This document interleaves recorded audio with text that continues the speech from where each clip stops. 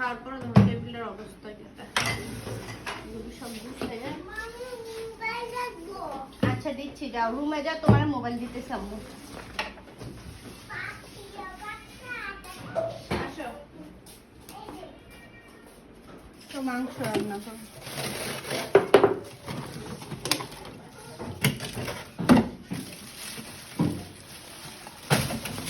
গরু মাংসটা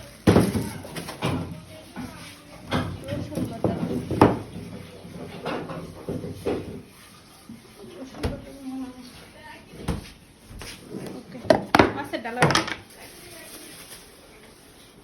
মাছ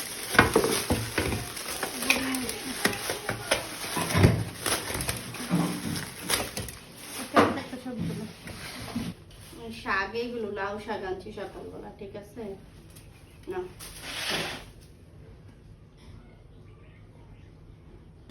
দুইটা বড় বড় করলা, এগুলো বাজি করা। এখানে দেখছো তো বাজার লাল শাক। শাক তো প্রতিদিনই মশলা দিলে খাওয়া হয়, এই জন্য লাল শাক।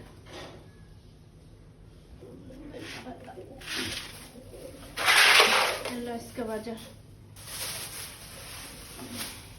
আজকে বাজারটি আলহামদুলিল্লাহ ভালো।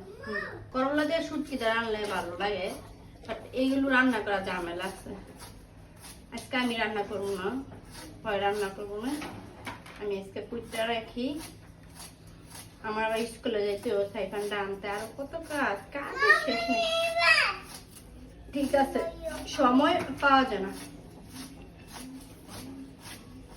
তুমি দাও, ধরো না বাবা, এই দাদা সরাও, দাদা সরাও।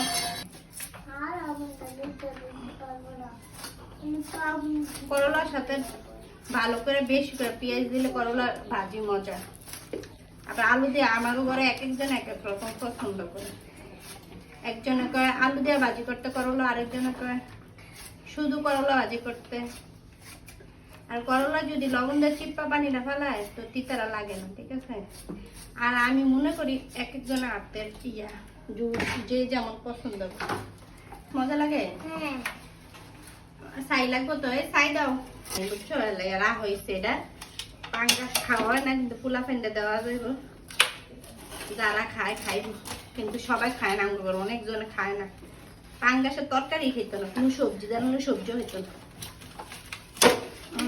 মাছ নাই, মাংস এইটি আছে, একটা মাছ তাই খেতে না। কেউ না খেলে পোলা পান্ডা খাওয়া দেব। পাঙ্গাসটা আমরা খুব পছন্দ করি।